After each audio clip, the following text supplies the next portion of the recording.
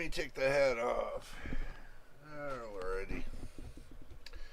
Before we get started, make sure y'all got your drink and snacks, by the way, right here. You know. I'm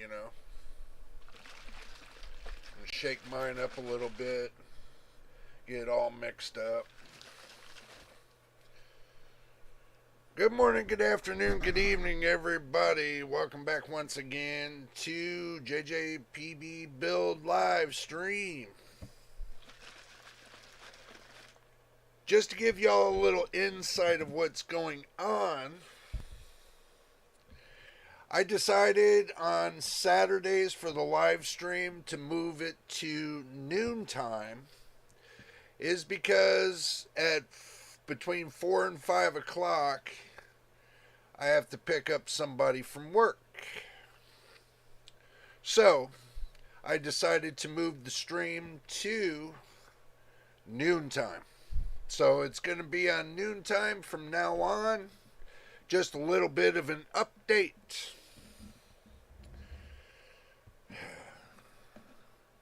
So, this way, you guys aren't going to be surprised or anything. This will give you next week a better time, a better planning time to be there. I know it's kind of last minute and I should have did it earlier, but I was kind of contemplating if I was going to continue to do it at 5 p.m. or if I'm going to contemplate to do it at noon. So I come up with the final decision just to do it at noontime. This way I'm not going to be rushed off of the stream, and you guys get your couple hours with me. Hopefully my voice is carrying out there. Hopefully my mic isn't too loud. Hopefully y'all can hear me. And I see Machines in here. Good afternoon, Machine. Good to see you. And also, too, I'm also implementing a workout program for myself because I'm working on my body, getting it back into shape. That's going to take about a year. So I will be transforming it for next 12 months.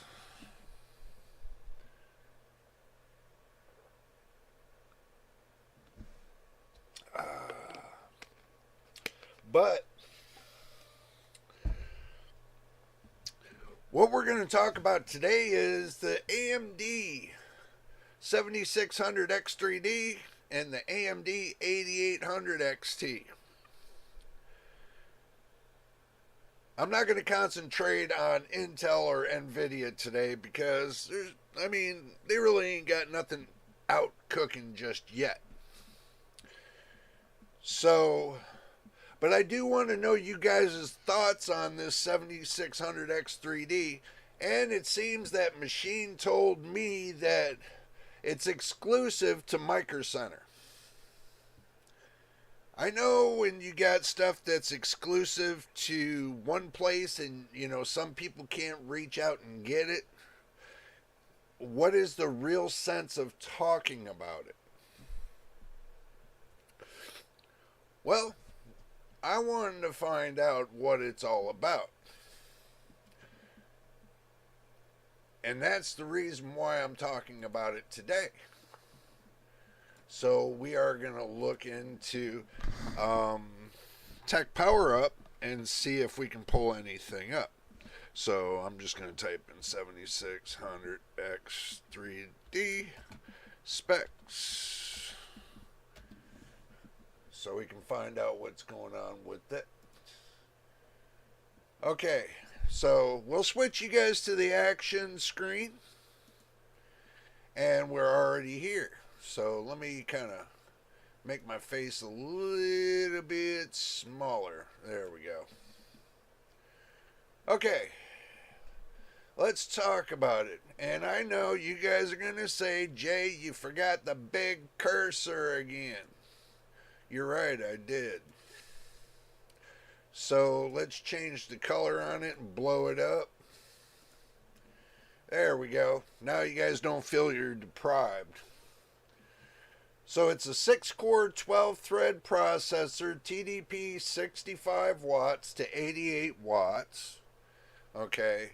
It's got a frequency of 4.1 gigahertz base clock up to a boost clock of 4.7 gigahertz, and it's a Raphael code name. And it's an AM5 socket. Let's see. Let's blow it up a little bit and see what we see.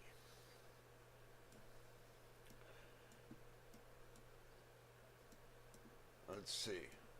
What motherboards will it work with? It looks like the 870E, the 850, 870, 840, and believe it or not, they're going to have an B840 motherboard. This ought to be interesting. So it'll work with the 670E, X670E, X670, B650E, B650, A620, A620A, and that looks like it's pretty much it. So,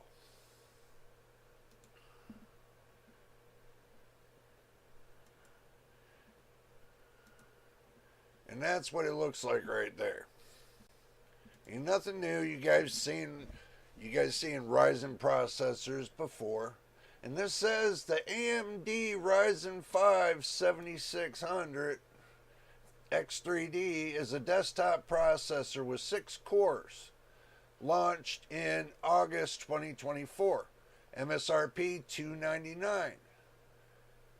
It is a part of the Ryzen 5 lineup using the Zen 4 Raphael architecture with an AM5 socket.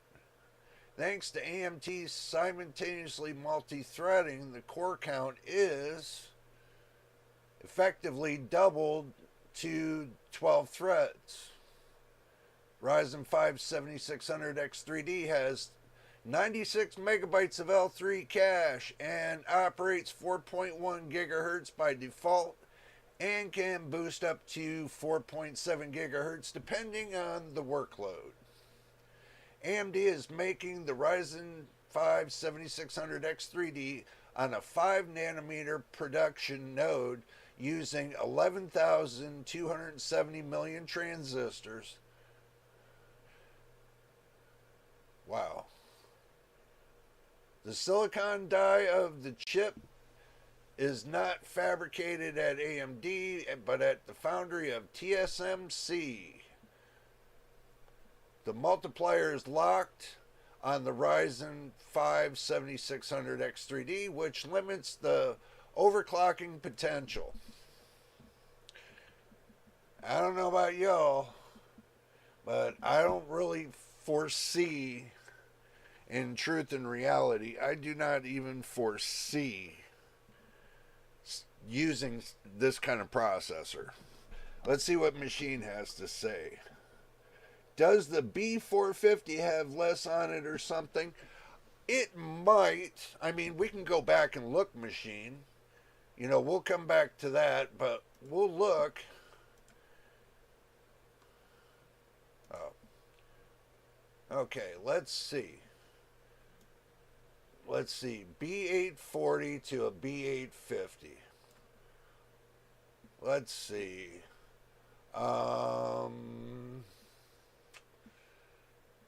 Let's see.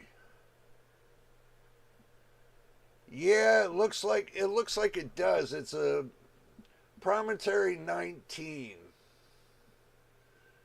Okay. And it looks like it's got a PCIe 3.0.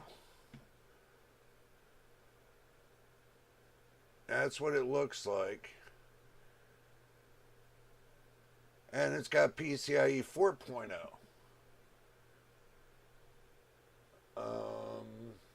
And also, too, the The gigabits per second are locked at 7.8 gigabits on the NVMe, and on the 8 B850 it goes from 7.8 or 15.7 gigabits per second.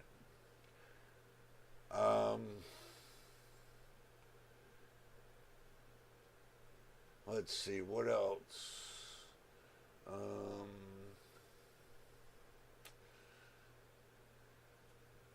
Yeah, I mean,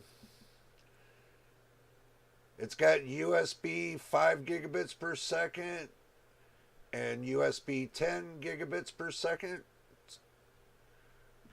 on the B840.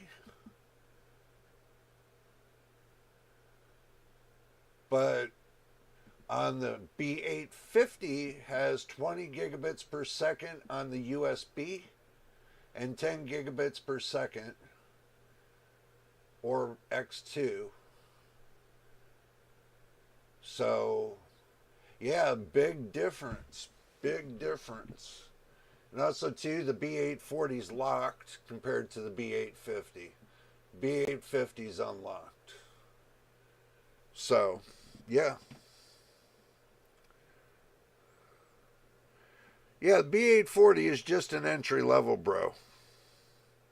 Yeah, basically. It would be good with the 7600 X3D is because it's locked and this motherboard's locked. You know, yeah, I can see it.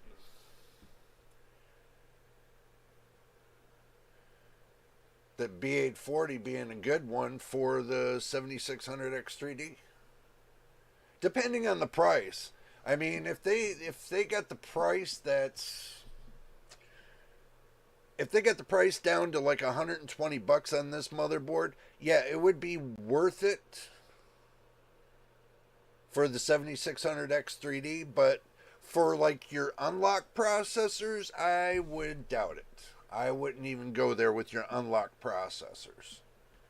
I would go either the 850 or the X870E or the 870. But I'll tell you what, looking at the 870E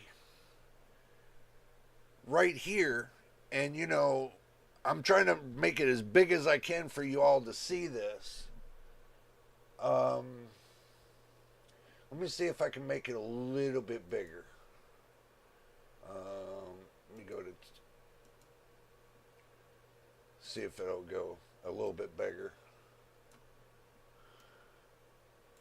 There, that's about as big as I can get it right there. So, looking at the 870E, that's going to be a monster. But that's Promontory 21, and that's Promontory 21. Yeah. This is going to be a hell of a monstrous board. This is going to be a hell of a monstrous board, this 870E.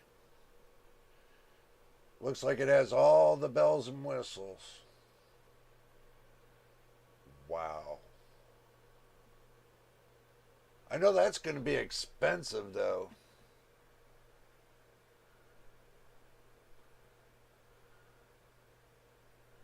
That is going to be expensive. So you might want to think about going to the B850. You might want to think about going with the B850. That's what I was thinking about going with, was a B850.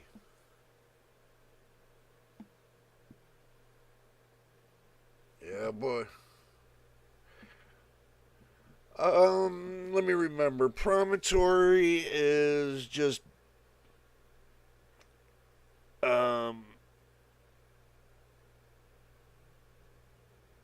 low level, I think.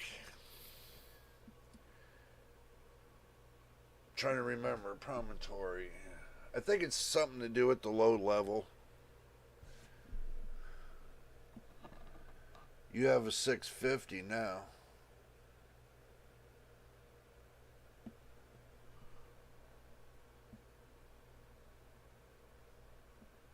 You know, if I were to open up HW info, you know, I think it's just scheduled to the motherboard itself. Because right here, mine is a B558. It's a promontory to CNC1.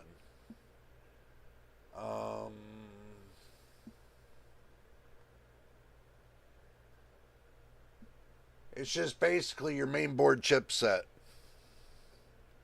That's all it is. Just your main board chipset. So, yeah. How much of an upgrade from a 650 to 850? Wow. Well, let's see. 670.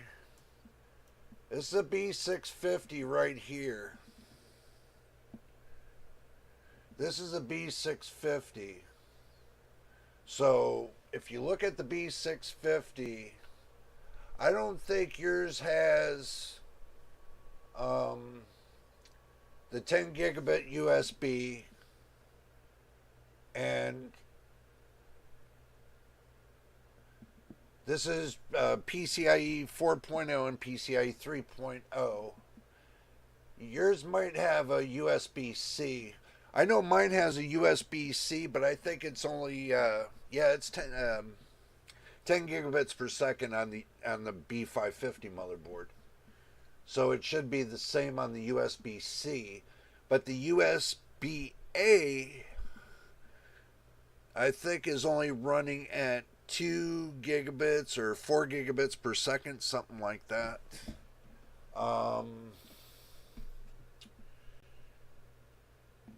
And plus,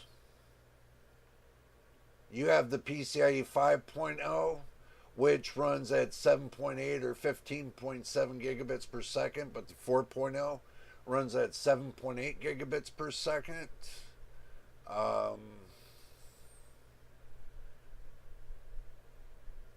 Wi-Fi compatible. Yeah, well, I mean, if you were to go over to the 650E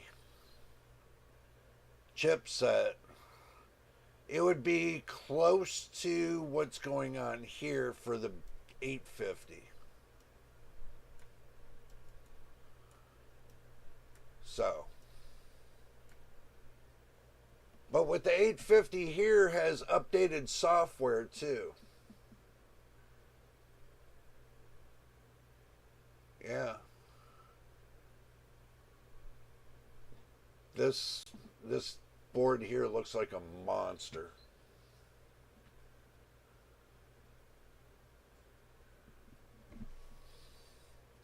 Yeah, because the USB usually, like this says right here, 48 megabytes per second. Unless you got 3.0, then it's like 50 or 60 megabytes per second. Until you go to USB 10, which is 10 gigabits per second. And they got USB-C here for 20 gigabits per second. That is a game changer.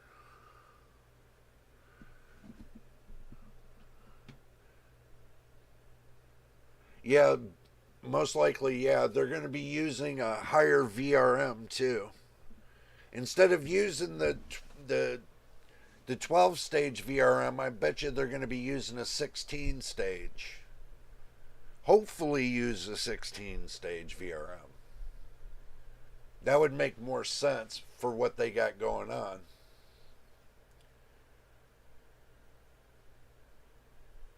you probably can get a little bit more FPS out of your processor switching from a 650 to an 850.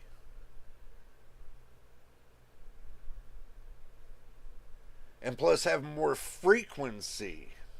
When it comes to your system RAM, it'll probably give you more end-to-end frequency, so the spectrum will be more wide-banded. So you probably can go all the way up to 8,000 megahertz, which would be 8 gigahertz. So yeah, if they wide-banded it enough, then you should be able to go up to 8 gigahertz with no problem. Hopefully they fix the problem on the F clock. That's going to be the thing too. But yeah, I mean,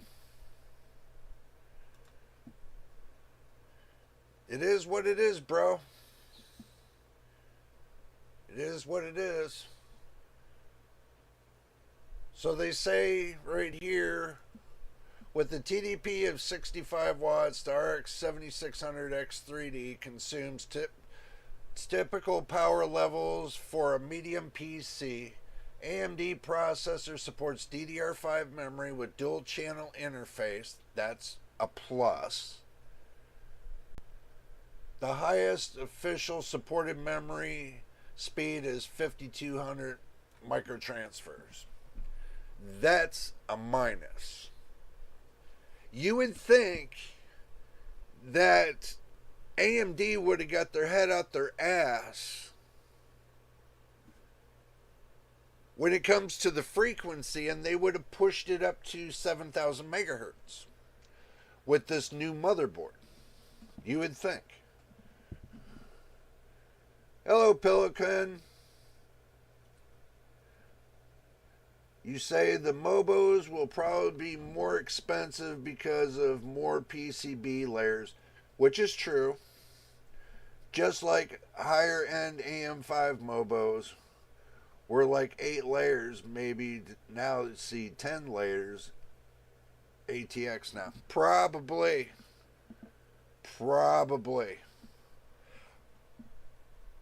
But also too, they should have these things going to a bigger megahertz, because this is the same, it's the same frequency for your system RAM that you do on your 600 series motherboards. So this right here, that's kind of a shunt to me. That kind of makes me feel that they're not going to allow anybody to go over 6,000 megahertz. And if you can't take your F clock past 2,000 megahertz, then you're cutting your performance on your RAM. Your system RAM, you're cutting your performance, because it's supposed to do, and the way this works is that if you got 5,200 megahertz, let's say you got 6,000 megahertz or microtransfer system RAM. The F clock should be able to go up to 3,000 megahertz or microtransfers, whatever it is. It should go up to 3,000, because it's always 1/2 of your total frequency is your F clock. And from reports I heard that nobody can go over 2,000 microtransfers on the F clock. That's bad. It's leaving performance on the table. It's basically them saying they're not going to fix the problem. I think they need to fix that problem, because having the F clock go up to the specifications of the RAM, that would be better for the consumers. But obviously they're not doing it. Same IO die on Zen 5, so what can they do? The bandwidth don't really scale as on Intel. Yeah, true. Hi MTBK, good to see you. I didn't find the time to check out Digital Foundry video yet. Live stream first, baby. Of course, man. But let's see what else they have to say. They say, but with overclocking and the right memory modules, you can go even higher. That's a plus. ECC memory is supported. So you can do non-ECC or ECC. To which is an important capability for mission critical systems to avoid data corruption. For communication with other components in the computer, Ryzen 5 7600X3D uses a PCI Express Gen 5 connection, which is good. This processor features the Radeon Graphics integrated graphic solution. Okay. So it's got integrated graphics built into the 3D processor. Hardware virtualization is available on the Ryzen 5 7600X3D, which greatly improves virtual machine performance, which I don't worry about. Programs using advanced vector extensions, AVX, that one I would worry about, can run on this processor, or boosting performance for calculation heavy applications. Besides AVX, AMD has added support to the newer AVX2 and AVX 512 instructions as well. Well, hell. So it's got the AVX 512. But they still told you can't overclock it. For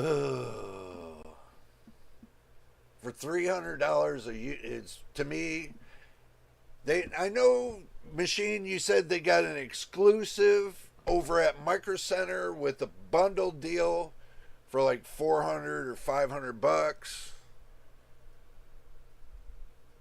but it's exclusive to Micro Center.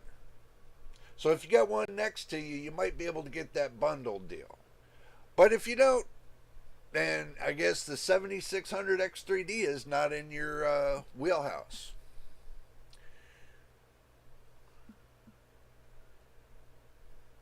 Base clock 100, 88 watts PPT, which I told you all before. 5200 microtransfers. It's got 24 lanes, usually typical on your motherboards with 24 lanes. I wish they would go up to 32 lanes and give us more of a spectrum when it comes to the RAM, but obviously they don't.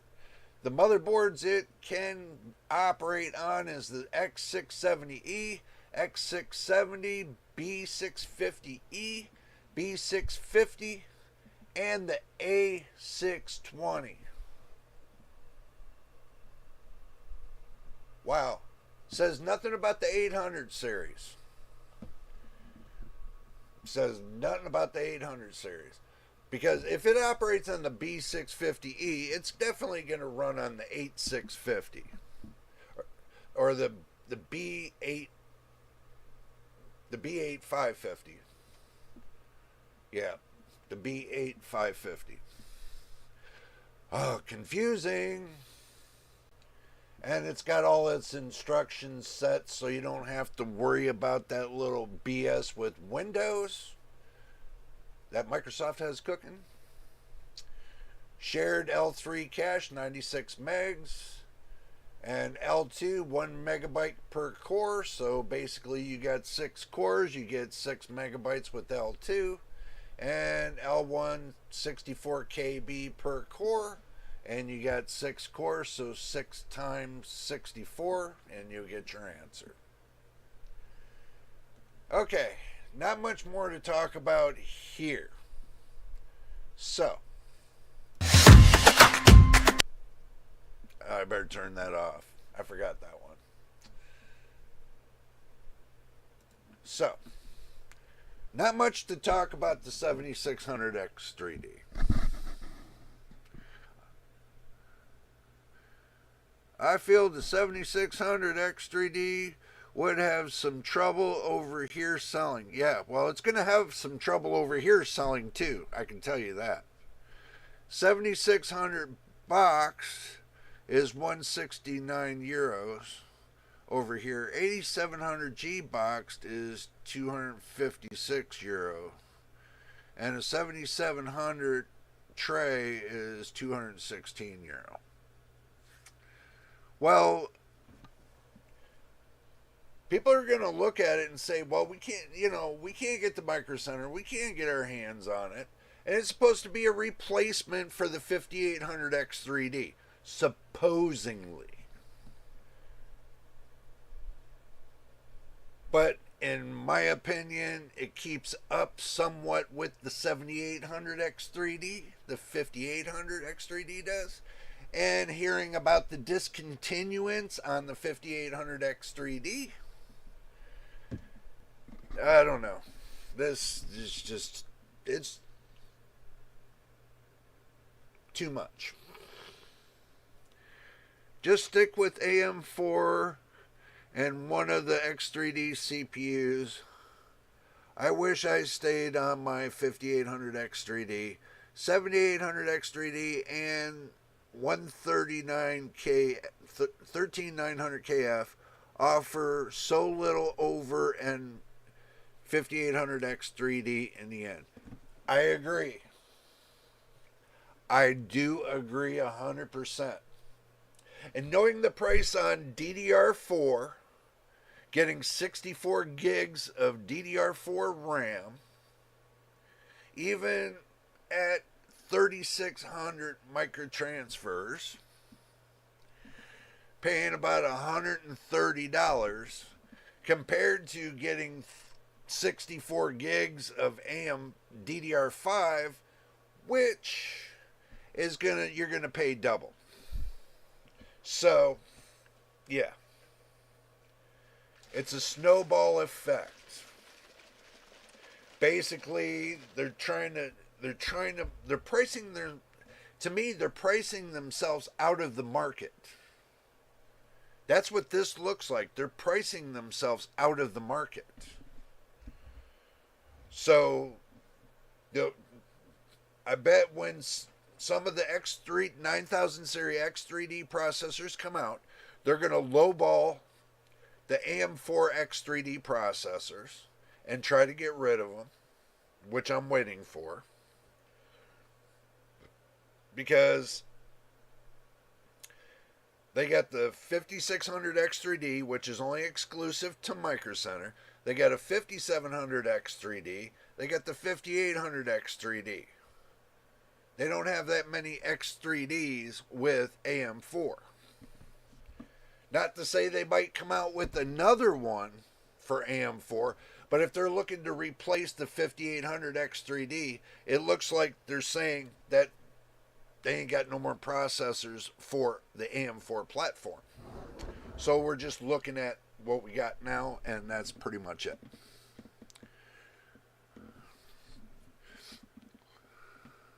Pelican says, but I would still not use anything other than a B die, which I agree.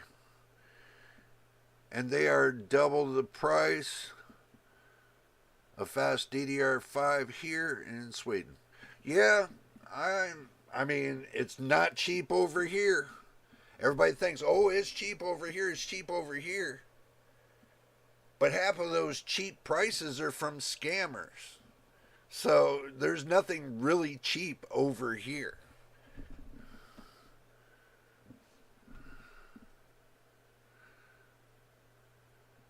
MTBK says a 7600 is slightly faster in average all-core performance than a 5700X. So, but it's $138 and a 5800X is $145. Well, the 5700X is only 5% slower than the 5800X. by the benchmarks and everything else that I've went through and did my total, examination of this, there's only a 5% difference between the two. So why would I spend the extra money for something that's only 5% more? You don't. Not unless it shows me that it's got like a 20% gain, then I can say different. But it's only 5% and it's not much of a gain. The DDR4 sticks that are on the market today are pure crap. Pelican, listen to me very carefully. There are some, yes, but I've been running mine for more than a year, and it's Corsair. It's the Corsair LPX 3200 megahertz CL16 RAM, and I got 64 gigs, 4 sticks, all matching. Which, I'm going to tell you this, which is running right now on my system at 3600 megahertz CL16. 3600 megahertz CL16 right now. Well, actually, it did, and I turned it back a little bit. It's running 3588 megahertz. Sorry. CL16, though. And it runs just fine. There's no heating problem. I might got like a 1% bump on the heating on the system RAM, but it's only 1%, 2 degrees hotter. That's not going to make much of a difference. Now, if it was like 20 degrees hotter, then that would be a difference. But 1 to 2 degrees hotter than it was before, I'm not worried about it. Not all DDR4 RAM is crap. I'm just going to tell you that. The RAM that I've been testing for longer than a year, and it's held up to everything I've put it against. And this is the RAM I use, is because it runs perfect. It doesn't give me one lick of problem. So out of all the RAM makers that are in the world, this is the only RAM that I would run. Because if I were to run G-Skill, which I did the same test on G-Skill RAM. Nope. G-Skill RAM would not overclock to 3600 megahertz. Once it gets up past 3366 megahertz, that's when it crashes. Now, I pushed Corsair RAM up to 3600 megahertz. No crash.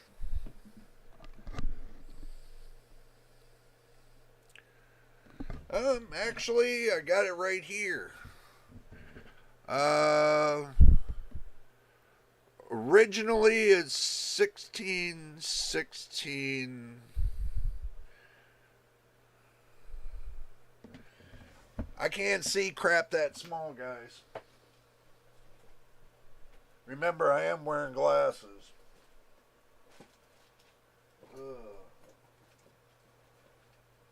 Let's see. Where's my flashlight? Where's my flashlight? It is 16, 18, 18, 36.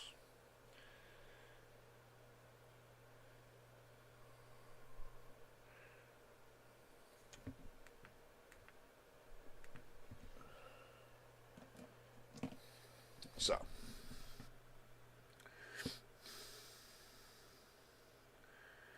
Well, I put it through hell. I'll just put it to you like that.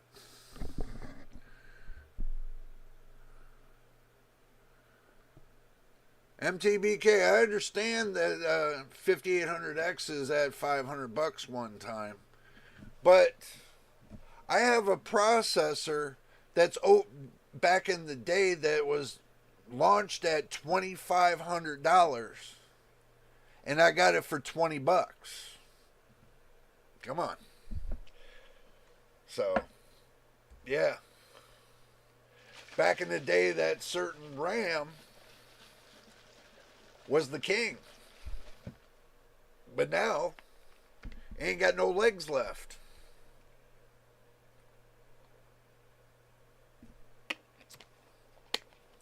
Micron Revision E, which were good, but that least I would use. I bought Samsung C die for my brother OS, old LGA 1200. Oh, yeah.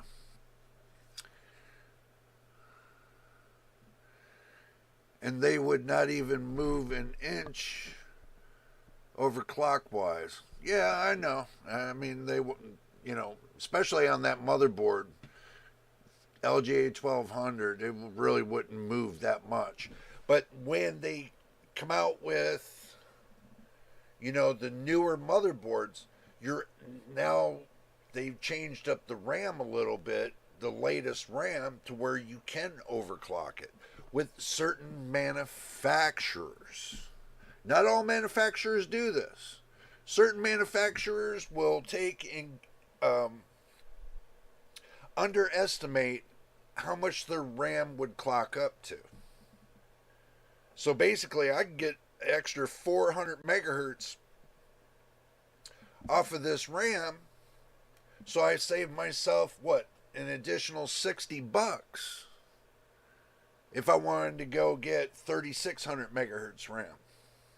So I save myself $60.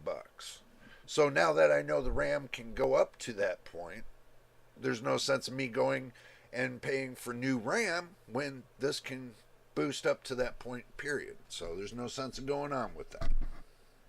It's just it's basically just taking more money and throwing it at your PC. Just get the part cannon and just boom, boom, boom. Just keep aiming that part cannon right at your PC. That's the whole idea of doing do-it-yourself, DIY, is being able to clock up your whole system, not just the GPU, not just the CPU, being able to clock up your system RAM, being able to clock up even your SSD, which that can be done too. So, and if you can do all that on your system right now and improve it, then there's no sense of going and getting an AM5 motherboard with an AM5 processor and, AM5 RAM. Because of the frequency? Look at the spectrum between AM4 and look at the spectrum between AM5. And I can tell you right now, AM5 has a more narrow frequency because it only goes from 5200 megahertz up to its bestie at 6000 megahertz. More narrow than it is with AM4. AM4 will go from 1600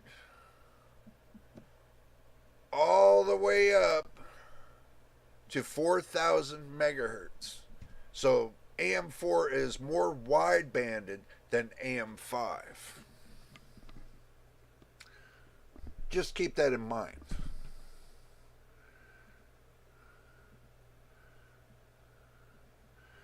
MTBK says i7 14700K is 370 euros. Of course it'll explode, but still good price. Yeah, true. Pelican says Probably Micron Reversion E is good RAM. Yeah, it is.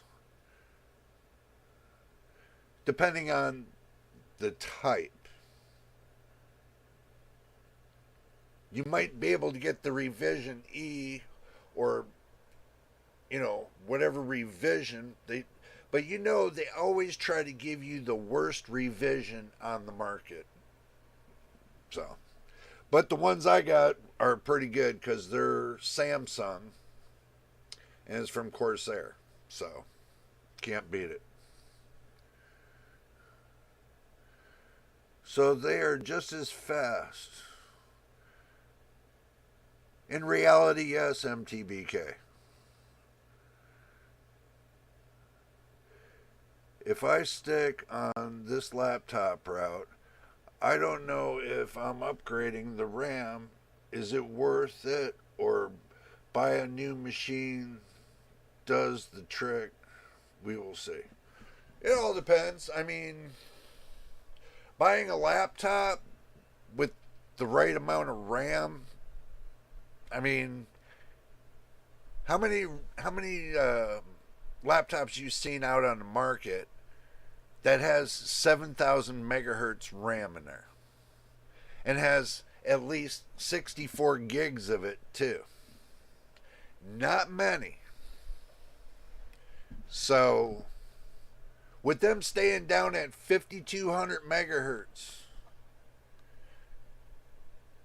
and not upclocking that RAM on the laptop, because the laptop will require just a little bit more.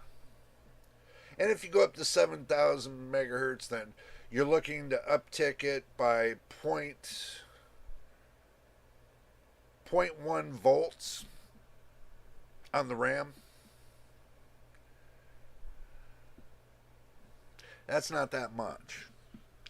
So I don't see why they would have the problem taking a laptop up to the next level. Oh, but the biggest problem in the world is you got to pay $5,200 for the best of the best when it comes to the laptops to get everything you ever wanted on a laptop, depending on where you buy it from. So, my B died 3200 C14 would run 4400 C17 on an MSI Z490 Gaming Edge Wi-Fi LGA 1200, and my 10700K missed that system. Still would actually be a better, would be a bit faster than Zen 3, even when overclocked, but would not touch the 5800X3D. Yeah, well, I can agree with that too. But the thing is that the 5700X equilibriums with the 12400. So I can still overclock my CPU to meet up with the 12700K. I know I can do that. But do I really want to? No. I'd rather keep mine undervolted and keep it at low power. It still runs just as good. I don't have to stress out my CPU for all that nonsense. MTBK says, Comment Lake. I got an i9 10900 9K 65 watts, so 10700K is faster. Yeah, because it's got what, more core, I think. 166 model are 64 gigabytes or more. 7 of those are 7400 plus speed. or faster. 70 are 6400 or faster. Okay. Then you get your answer.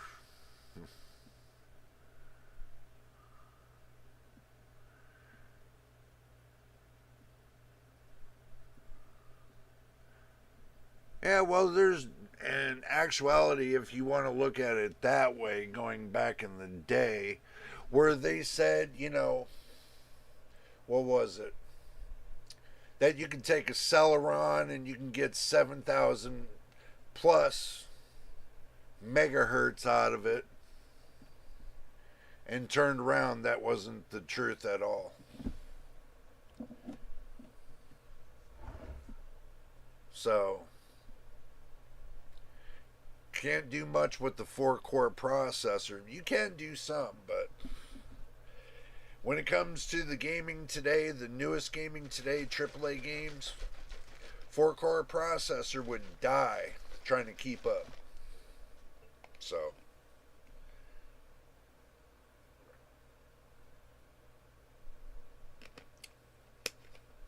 now if you're running a 10-core 20-thread processor, that's a different story.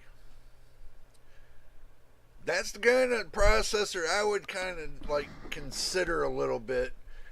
And I know Intel, it was big into doing 10-core 20-thread processors. But now now with their new processors and with Arrow Lake,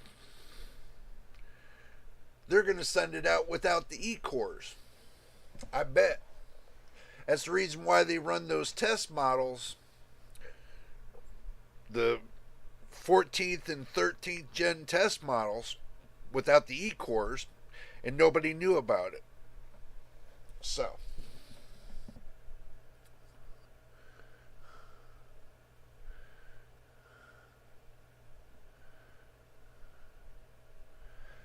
yeah, I agree with that to an extent. There are some Apple products that are just, I just don't care to use. Has to do with your security. Has to deal with, how much information Apple collects on you compared to what Microsoft collects on you. Apple and Microsoft collect the same amount of goddamn information, so don't think Apple's innocent. Apple is not innocent.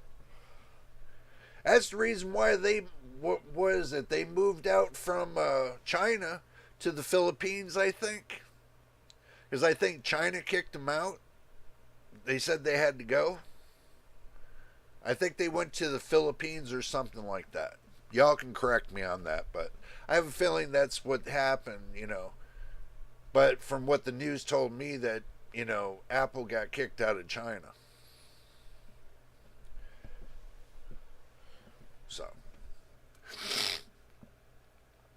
So no E-core and no SMT on for Arrow Lake, just as they released no SMT on Lunar Lake in 3 days. Yep, pretty much.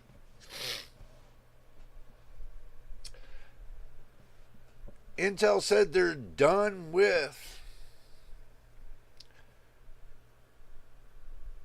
SMT.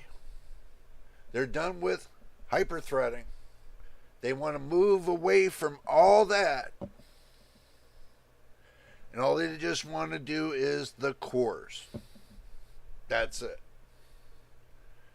They're moving away from the E-cores.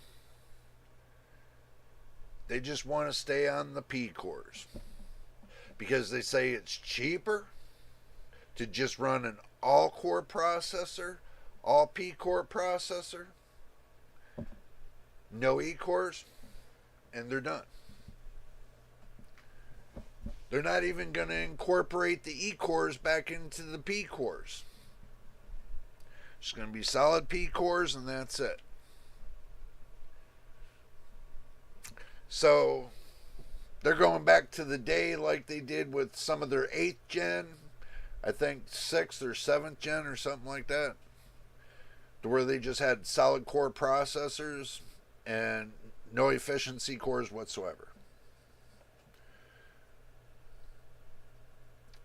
But if I buy Apple, all of a sudden I see nudes in the web of me and myself. Well, if you do, and you got an Apple product, I guess they gave you a peach with a raspberry and a middle finger. Because I see that Apple's been doing that a lot lately, giving everybody the middle finger. 2002 Pentium 4.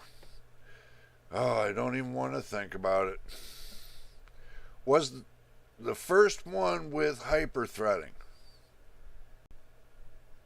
Yes and no. Yes and no. That's all I'm going to say.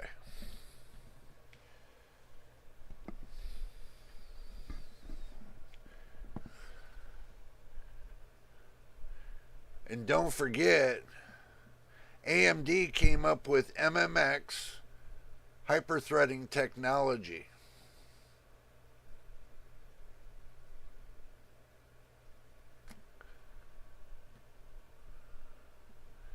Before AMD, or before Intel, my bad.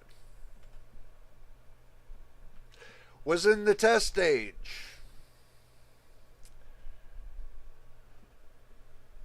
And turned around, there's a little bit of squabble about it. So I don't want to talk out of the box about it because there's a lot of rumor behind this. So Jennifer Lawrence said she feels like banged by the entire planet. Well, she's pretty. Yeah, pretty banged up, don't you think? So, yeah. But they are coming out with the new technology, guys. And it's going to surpass the SMT technology. That it's just going to run solid cores. And it's going to be like a bridgeable function. And I want you to hear me. It's supposed to be a bridgeable function to your graphics card. So basically, that new function they're talking about, it's going to be with Windows, Microsoft, and I'm still waiting on it. And it's called Direct Drive, to where your SSD is directly connected to your GPU. Bypasses the processor. So basically you get less latency going from your system hard drive, which is your SSD, directly to your GPU. Direct connection. So they talk about it, but then it sits in the bush. And I've been waiting for over 2 years for this. 2 years. I hope Microsoft comes up with Windows 12 with Direct Drive. That's what I'm waiting to see. You're right. Cheap 7,000 plus speed RAM for laptops and 64 plus gigabytes will take some time. Yeah, it will. That it will. But they should have done that already with the new motherboards. The 800 series. It should have already surpassed 6,000 megahertz. It should have been up to 7,000 megahertz, which surpasses it to 10,000 megahertz. which they didn't do. Unless it's exclusive something on for Intel. We seen AMD's cards. Now we're waiting to see Intel's cards. Truthfully. Now, if we can get a lot more transfer between the solid state drive and your graphics card, eliminating all the BS in between,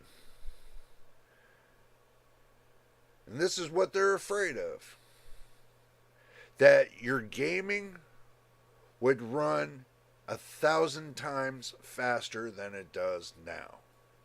See, you have to understand something. These companies are in it to make money. And if they're not making money off of software that they can't control, then they're not going to do it. They're going to talk about it, make the concept sound good, but in the long run, they really don't do it. So, hey, pseudoscientist, good to see you, good to see you. Like the new lighting, but Mike is off about a bit.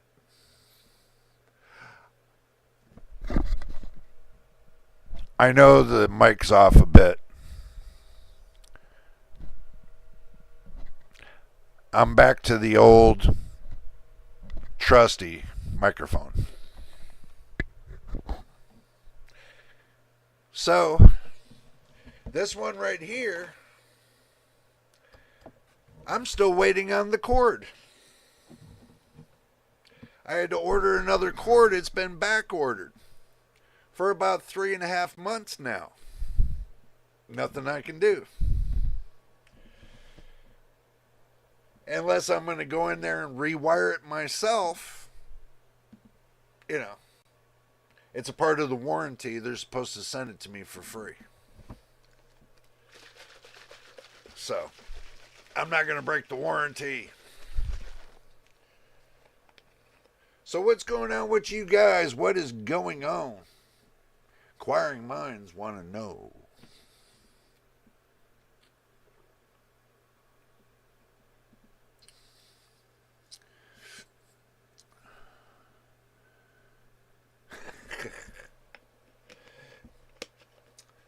I am happy with your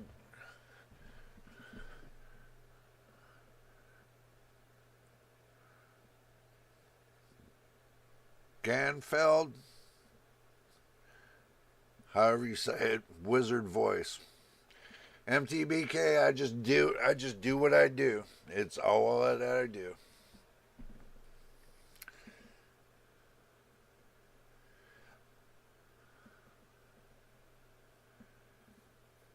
Guarding, getting wood for winter burning. Uh-oh. Pseudoscientist sounds like he's stocking up for the winter. Don't forget toilet paper, the eggs, the milk, bread. I already mentioned toilet paper. Make sure you get a double up on it. So, you shall not pass. Machine, you're right. I never do. Okay, let's talk about the 8800 XT, guys. This so-called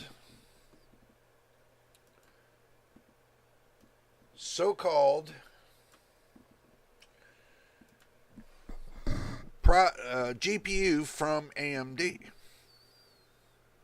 See, 8800 XT. Specs.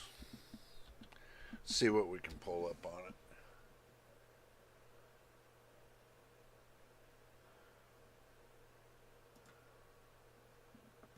Okay, let's go back to the action screen. Okay, 8800 XT, Navi 48 supposed to have 3,584 cores, 224 TMUs, 96 ROPS, 16 gigabytes of VRAM, GDR6 256-bit bus. No different from a 7800 XT. Let's move on. And if it looks like that, I ain't buying it. Let's just look down a little bit. Unreleased, we know that. PCIe 4.0 x16 on that. Base clock 1295 megahertz. Game clock 2124 gigahertz or megahertz. Boost clock 2430 megahertz. Memory clock 2438 megahertz. 19.5 gigabytes per second effective. So the 7800 XT is just as fast.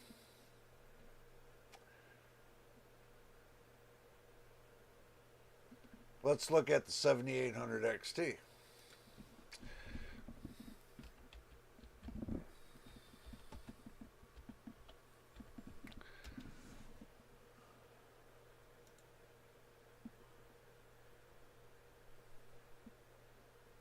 Let's go back to the beginning. Okay, so here's the 7800 XT. Let's match it up. 3840 cores, 3584 cores, 240 TMUs, 224 TMUs, not that far off, 96 ROPS, 16 gigabytes, GDR6 256-bit bus, same. So,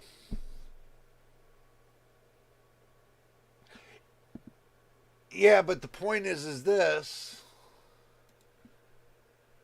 7800 XT has a 263 watt max.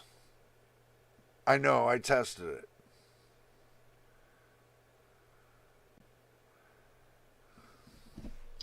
$8,800 XT. Let's see.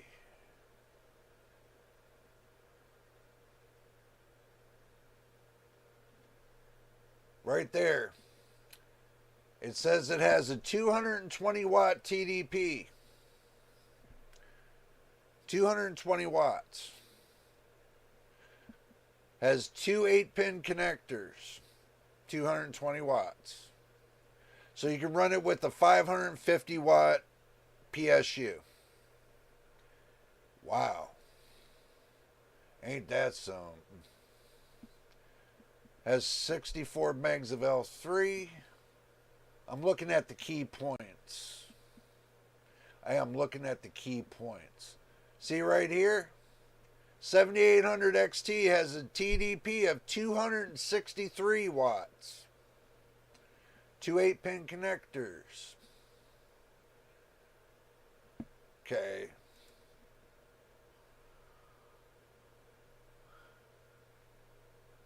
See. The FP64 is 544.3. FP64 on the 7800 XT. 1166 G-flops, which would be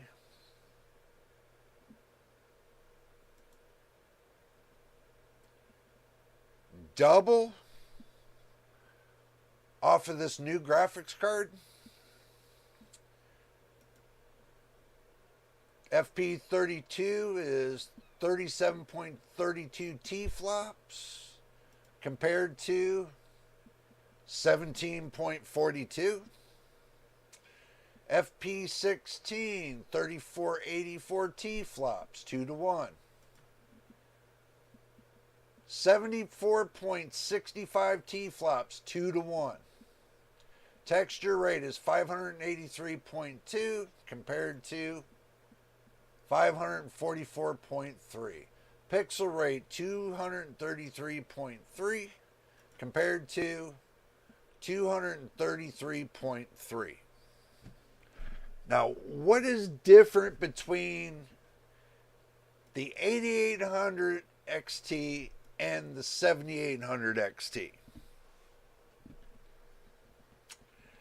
Let's see. Let's go a little bit deeper.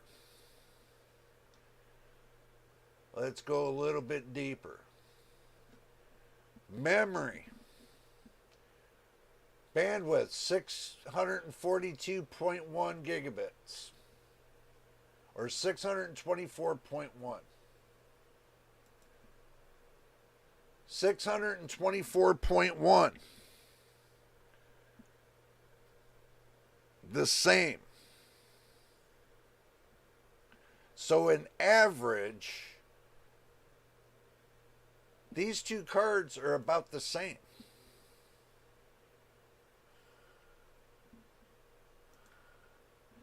$12.95, $12.95, $11.24. No, sorry. $21.24, $21.24, $24.30, $24.30, $24.38, $19.5, $24.38 at 19.5. Now, do you guys see what I'm trying to tell you? The 8800 XT is close to similar to the 7800 XT, just renamed. So,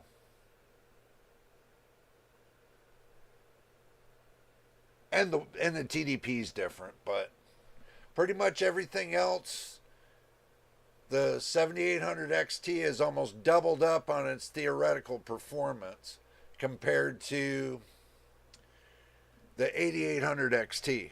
So you cannot tell me that the 8800 XT is faster than the 7800 XT. It is impossible. Impossible. So you can't tell me it's faster. Sorry, guys. That's fact and reality. So, I hope an 850 watt PSU is enough. Bro, 850 watts is fine. Never worry. I run 750 watts and mine is fine. Trust me.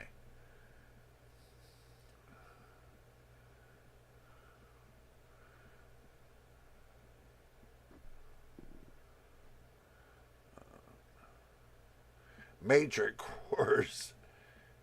This is the AI stuff. Let me check.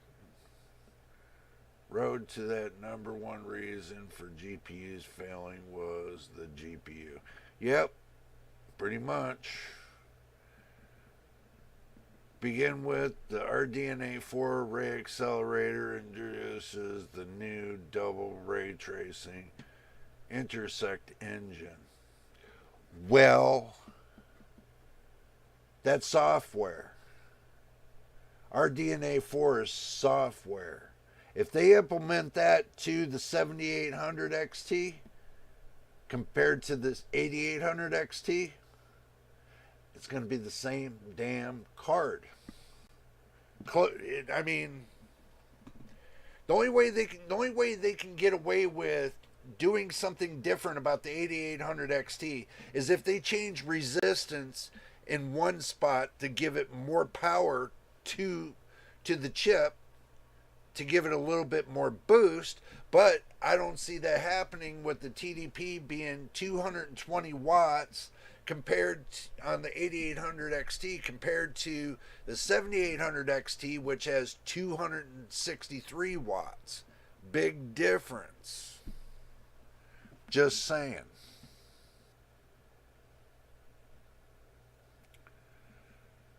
I got 256 gigabits. Machine says they should call it 8800 RT. Yeah, pretty much. It will be faster in ray tracing. Bro, if they were to implement the software to the 7800 XT that they were going to do to the 8800 XT for ray tracing, it would be the same damn speed. Nothing changes. I'm telling you. What they're doing is they're going to take and put RDNA 4 with this and make everybody think it's the next best thing, which it's not. It's still going to be running just like a 7800 XT. Pretty much. But a little bit slower with less wattage. So.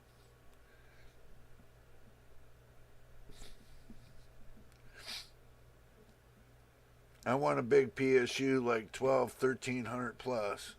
Pseudoscientist ain't no different from running 1,000 watt to down to a 750 watt. If your CPU, the motherboard, and everything on it, and the GPU all meet within the standard of 500 watts,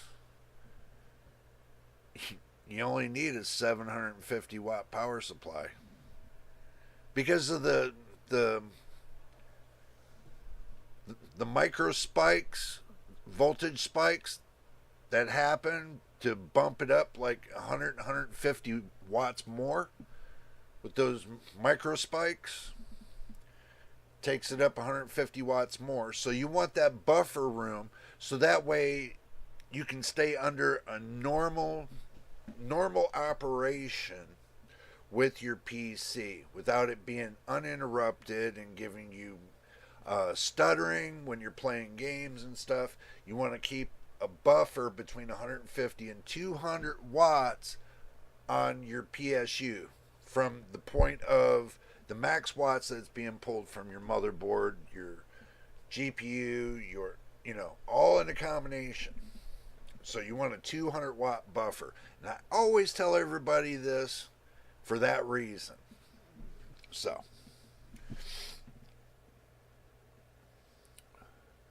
I have the specs for the other 8000 series GPUs on Discord if you want to look at it. Yeah, I'll look at it, bro. I'll peel off here and I'll take a peel at it.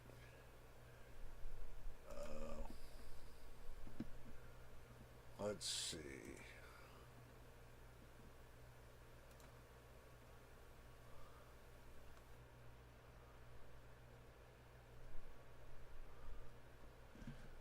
We'll look at it, I just got to go backwards a little bit.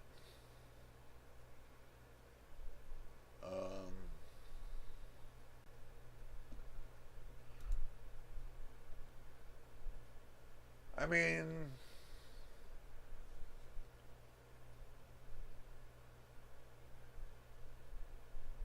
you get the 8800 XT, you get the 8800, the 8700, 86, and 8500. Okay? I can tell you every one of those graphics cards, unless they're down below $300, probably the 8800 XT is going to be up around $500. Just like the 7800 X3D was, because that seems like it's supposed to be, 8800 XT is supposed to be the equal to the 7800 XT. So, but as we looked through on Tech Power Up, they looked almost pretty much even other than the wattage. So, that's something to really think about.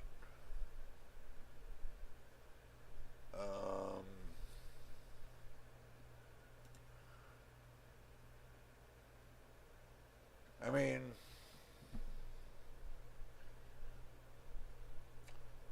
I really don't. I really don't see.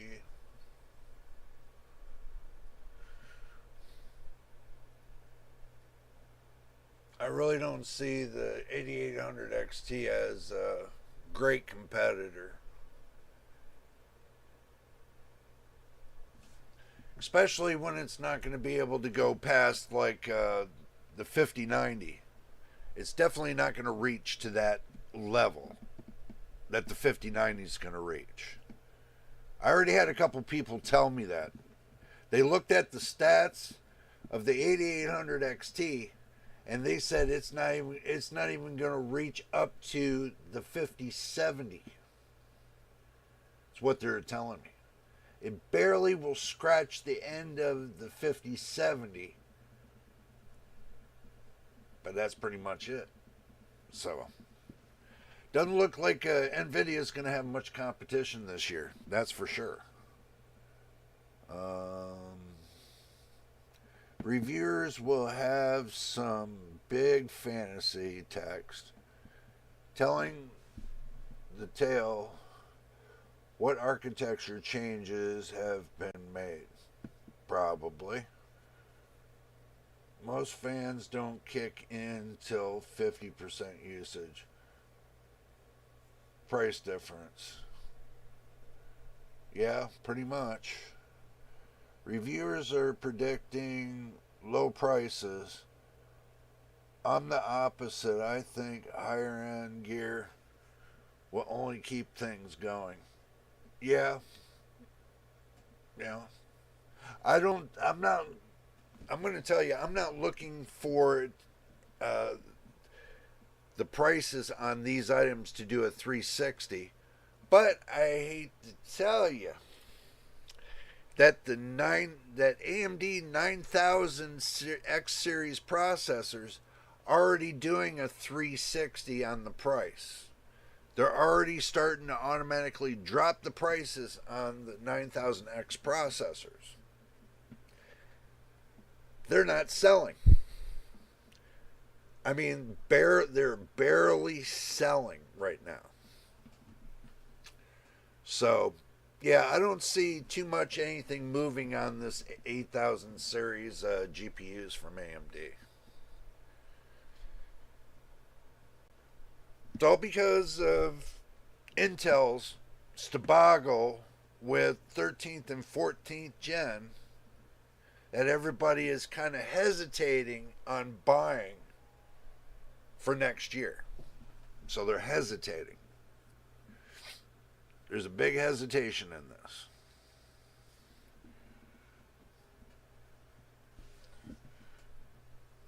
No one buys new GPUs if no one plays Star Wars. Yeah, Star Wars Outlaw. I've seen some of the benchmarks on it, and I can tell you it's a game that I'm not going to even worry about. For the simple fact that the game developers should have used more common sense to know that they can't use up more energy from the most powerful graphics card on the market, which is the RTX 4090.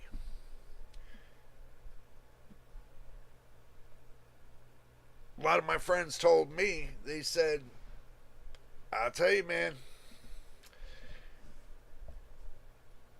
if it's lowballing a 4090 a game, then obviously Nvidia's got a problem, AMD's got a problem, and Intel's got a problem. They all got a problem because these game developers are moving beyond the capabilities of your graphics card and your actually your whole PC. So that's good indications to tell me that AMD, Nvidia, and Intel better have something cooking in next generation. Because if not, then we're going to be stuck with these games that are so beyond your hardware that you'll have to play it at every one of the games at a low setting. And then graphics will suck. Your 4K will turn into 1080p real quick. Trust me, it will. And your 1080p could turn into like 720p. So, keep that in mind. The RTX 5060 Ti will just sit and wait to crush RDNA 4 entirely. All of them, and twice on Sunday. Pretty much, yeah, MTBK. Pretty much. Pseudo Scientist says, I'm waiting on leaks for the new Intel CPUs. There's not going to be much of a leak when they don't have that many cores with those CPUs. They're already talking about ditching the E cores and just going with the P cores on the Arrow Lake series. That's what I've been hearing. So, I let you guys know what I hear. And that's what I've been hearing lately. That they're ditching the E cores. I could be wrong, but I'm hearing from other people, and they're telling me that they're going to ditch the E core and they're just going to do a P core. End of story. So, that would suck, because that means if they do all P cores, they'll move down to a 6-core processor or a 4-core processor, which has no meaning to us, because all of us are mostly on 8-core processors, not 6, 8 cores. You get more flexibility with having 8 cores than you do 6. Just my opinion. Okay. RTX 5060 Ti. Just sit and wait to crush RDNA 4 entirely. All of them, and twice on Sunday. Yeah, pretty much. I'm waiting on leaks for the new Intel CPUs. Yeah, we talked about that. We will get a first Battle Mage impression with Lunar Lake CPU releasing on September the 3rd. Isn't that supposed to be with laptops? Again, laptops and desktops are two different things. Laptops get one half of the power that desktops get, for the simple fact that the power supply for your laptops are only between 1/4 and 1/2 the amount of power that comes out of your desktop. So basically, the performance is like chopped in half with those. And that's the way these companies been rolling now these days, is they've been giving you half the power on your laptops compared to your desktops. So take it with what you want, and pretty much that's my thought on that. We will get a first Battle Mage impression with Lunar Lake CPUs released on September the 3rd. Sorry guys, it's just been a long day for me. Yeah, I heard it was coming out that early. But how well are you expecting Lunar Lake to be? This is going to be a good question for you. Are you expecting to get gang-busting FPS from Lunar Lake? When they tried to rate it at a Xeon processor with all E cores? Think about that. As what I heard, I'm just saying. Still, the cores got to be fast, even with low power. True. The E cores are said to be 68% faster. Some say they match Raptor Lake. Doubt it.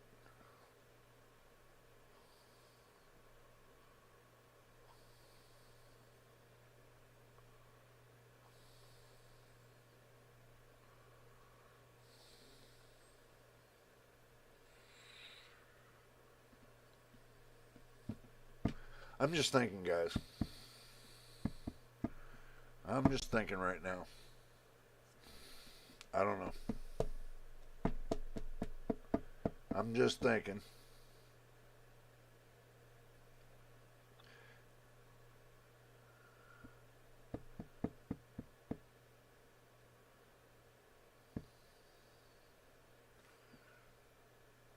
Arrow Lake. Arrow Lake is so similar to Lunar Lake. It is listed as different variant, so basically the same generation. Yeah, pretty much. I agree, pseudoscientist. I agree. Too many lakes. Too many lakes. It's like you got Lake Michigan and you got many lakes around Lake Michigan. So that's probably where they got it from, was the Great Lakes of Michigan.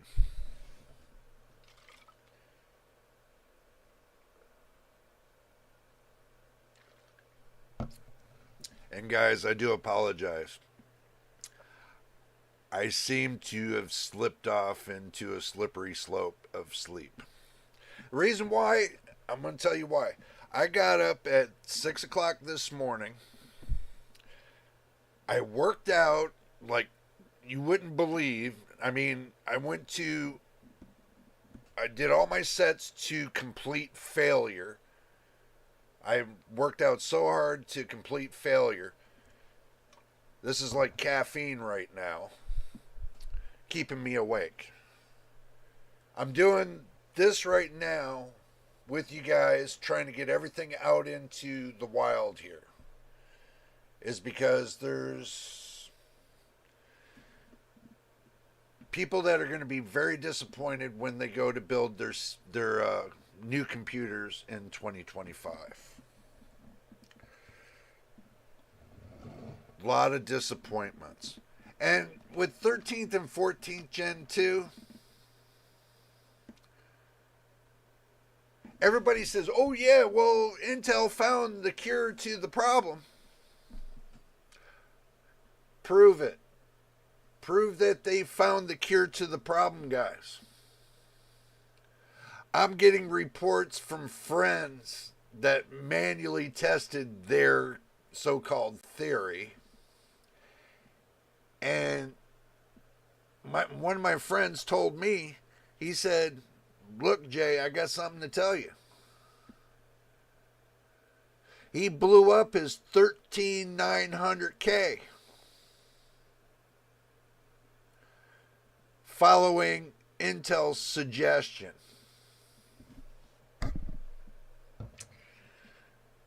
So, did they fix the problem? Kinda, not really. So,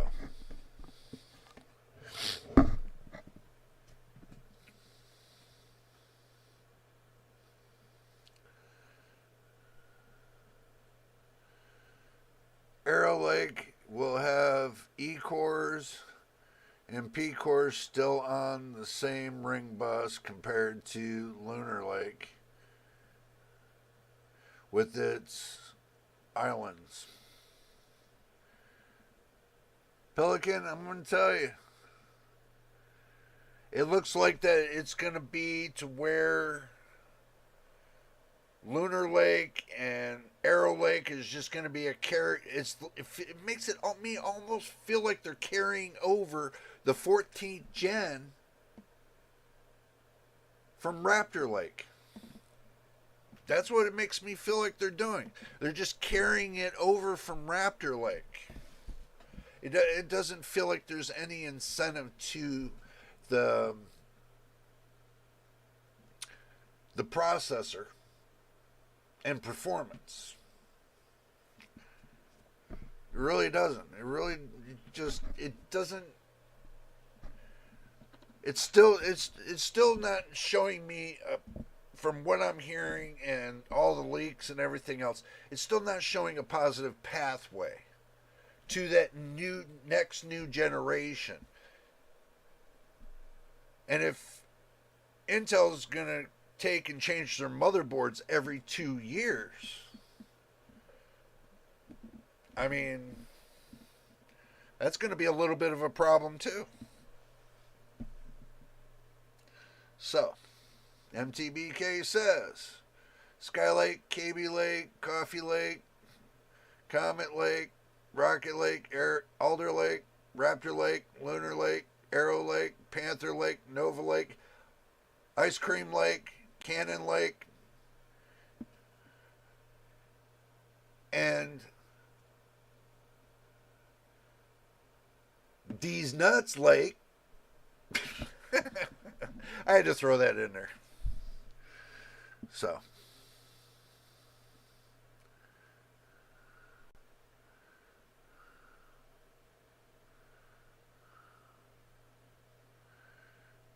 yeah, Lunar Lake ring bus will not have too much voltage because there is no ring bus at all.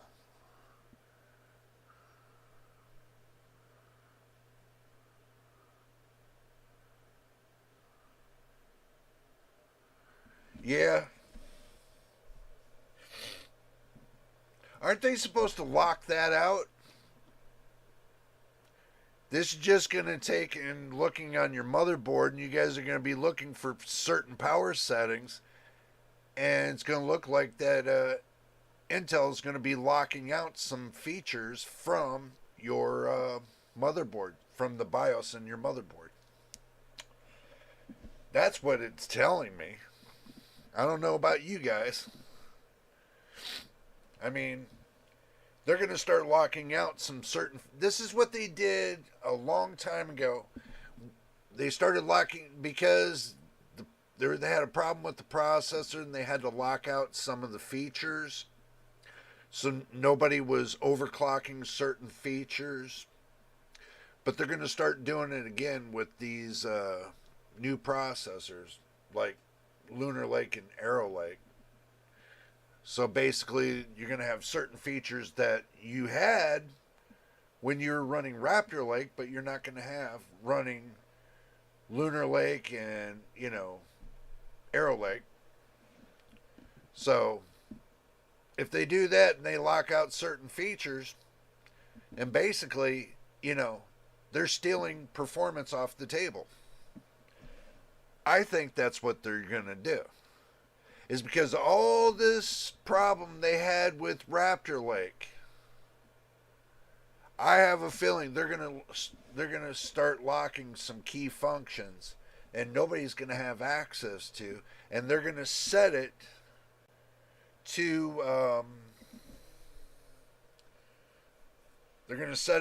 the baseline for baseline only. I know it don't make much sense to you guys right now, but I want you to really think about it. Because I've been hearing through some of the lines that, certain companies are tired of everybody. And this is what they said. From what I heard from a friend, which knows somebody that works in, can't tell you where, but I can tell you what they said. They said like this. They said because of all the power issues and people going in and overclocking and turning around and then trying to RMA their product, and it wasn't the failure of some of the products, that they're going to lock out certain features from certain CPUs so that way you won't be able to get into them ever again. That's what I heard.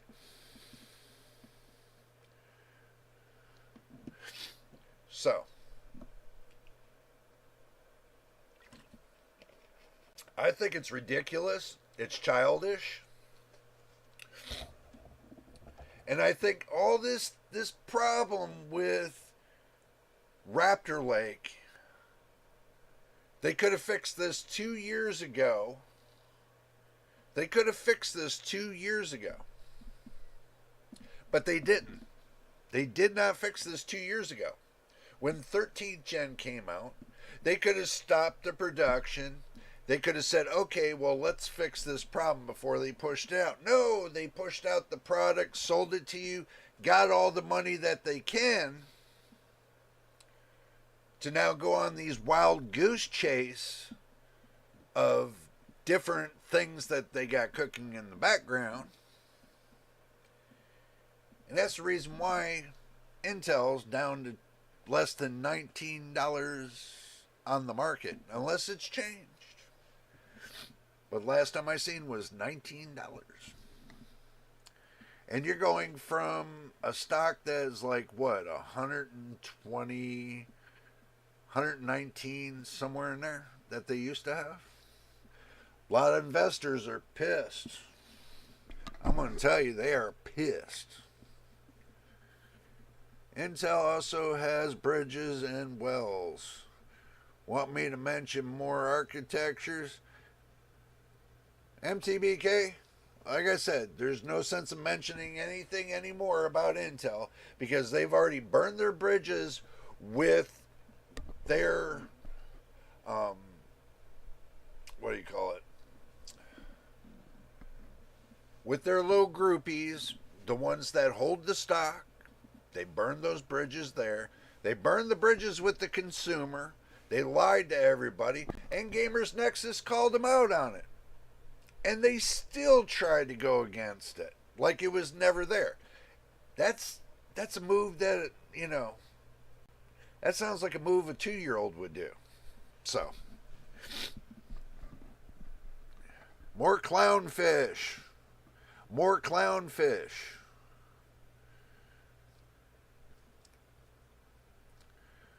Anyway, Jasper Lake, Gemini Lake, Sandy Bridge, Ivy Bridge, Haswell, Broadwell, Bethlehem, Westmore, Gulftown, Discord.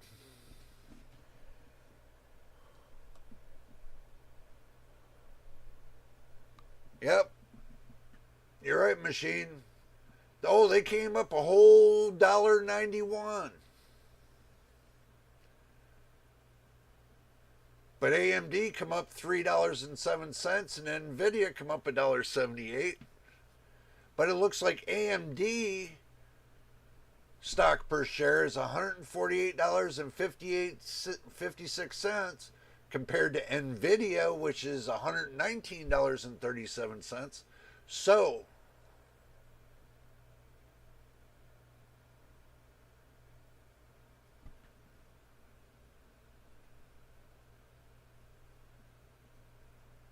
At least AMD's not gaslighting everybody.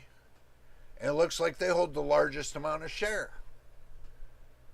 Now, the only reason the percentages look different on Intel is for the simple fact they went from a $100 bill all the way down to $22. It's ridiculous. So, yeah. I don't know, guys. I mean, it's shaky to me. Some shaky crap.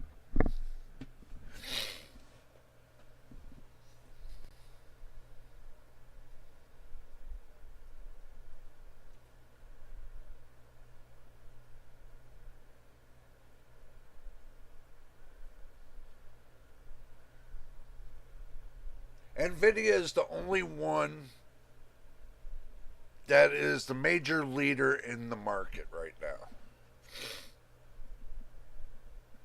But as far as CPUs, AMD's the only one that's leading in the market right now. See, Nvidia will lead with the GPUs, and AMD will lead with the CPUs. That's the reason why I got in my computer an AMD CPU and an Nvidia GPU. Now you see it matches the market. Can't beat it.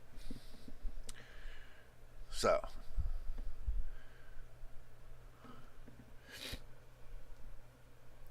but yeah, I mean, this is like,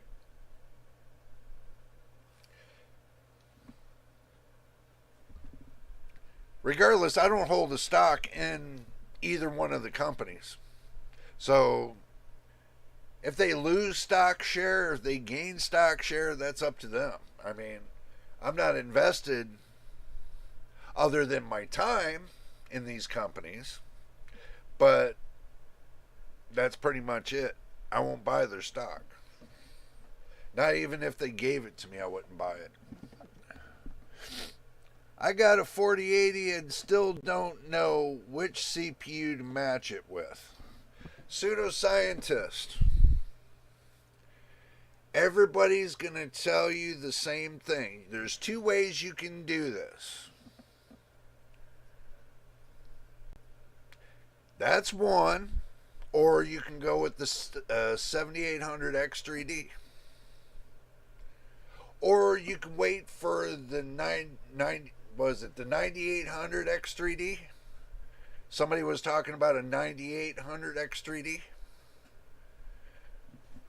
A little bit helpful hint. These X3D chips for the 9000 series are going to be overclockable.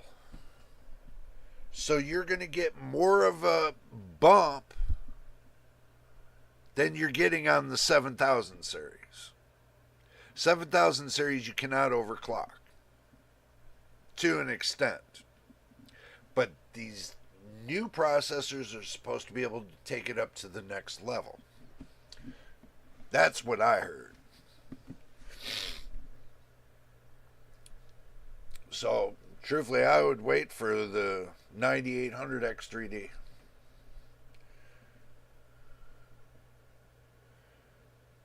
Yeah, it does depend on the gaming settings, but look at how many newer games I played with the 5700X. Do you really think it made much difference when it comes to game playing? No. I don't see any stuttering. I don't have any of that issue. I mean, creator work, I'm using an X series processor to do content creating and gameplay. So it's just your X3D processors are not great for that. But when the new ones come out, yeah, they will be, because they have a bigger advantage now that you can either undervolt or overclock them. So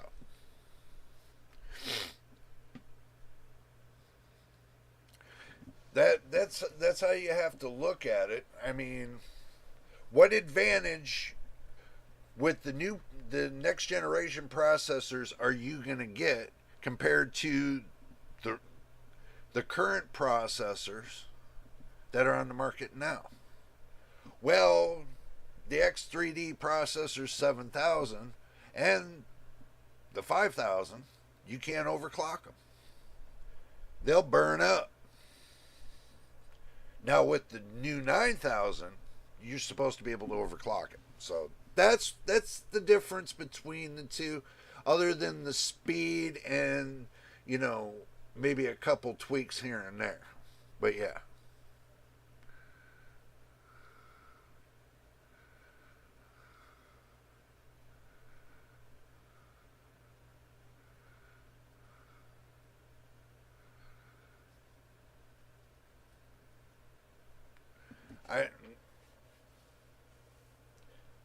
I don't know why everybody's on the 4K kick.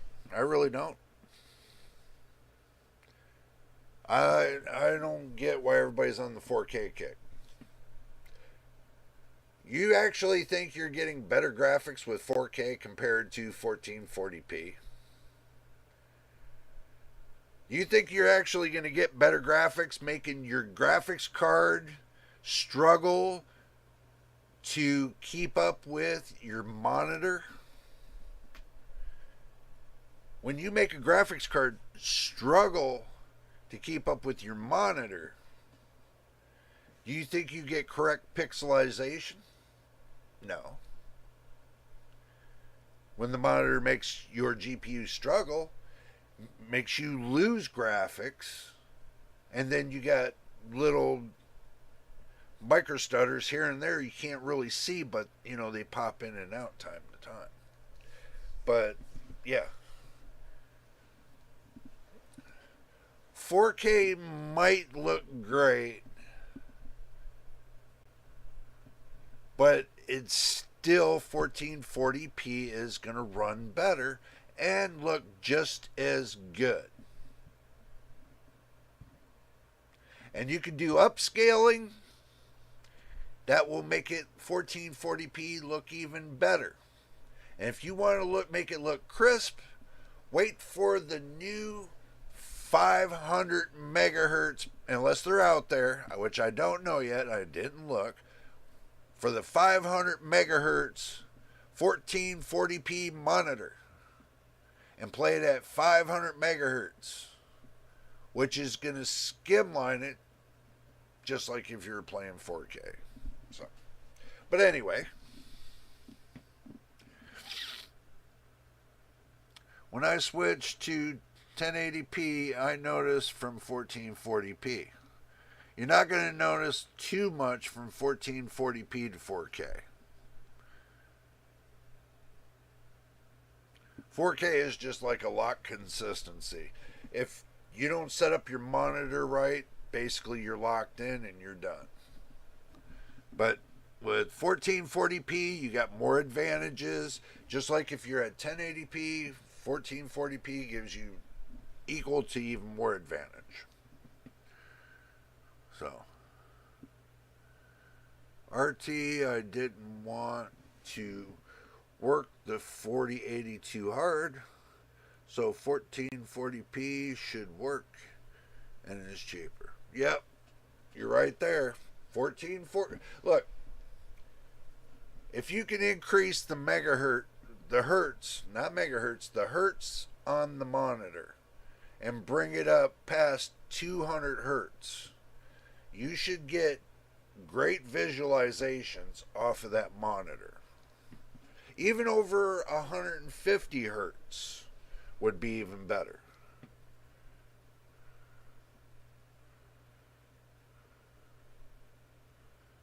So, just to say, if that's the way you want to run your 4080, make sure you got enough hertz behind it to run it.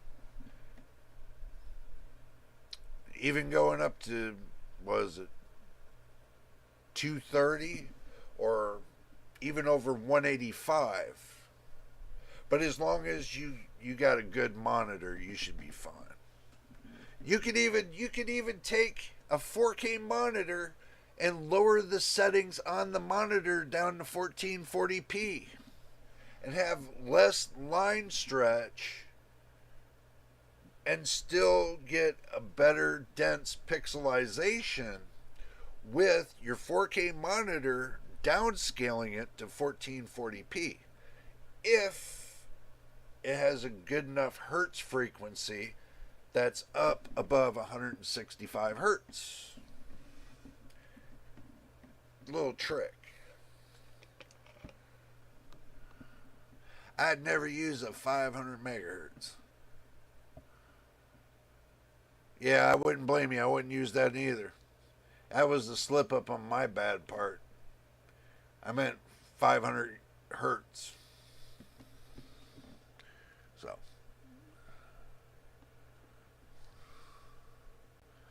See. AI does the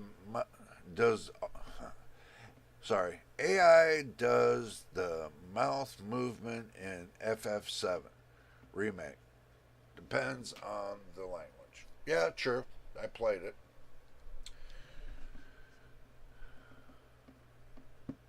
All depends on the level of visualization you want coming off of your GPU. So, all depends.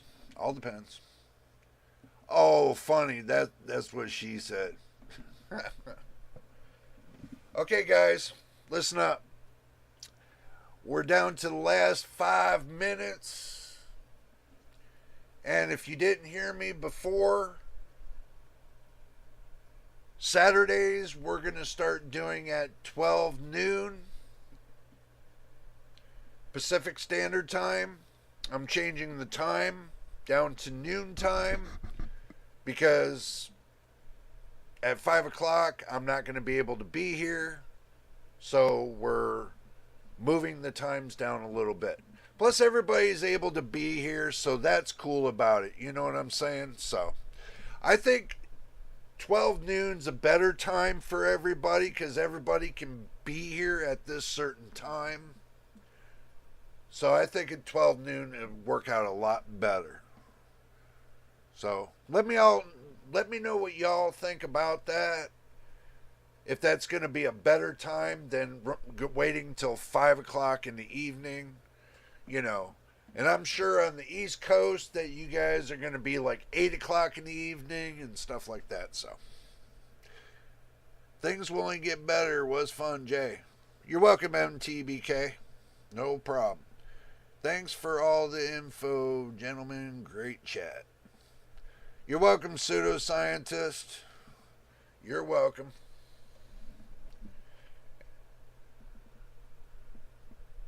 So, all right, guys. It's about time to call it quits until next week. I'm sure we'll have more information on these graphics cards and everything else, so we'll just have to wait and see what happens. So we're just playing everything by ear. These companies don't seem to want to release any information now because they put everything under, what do you call it?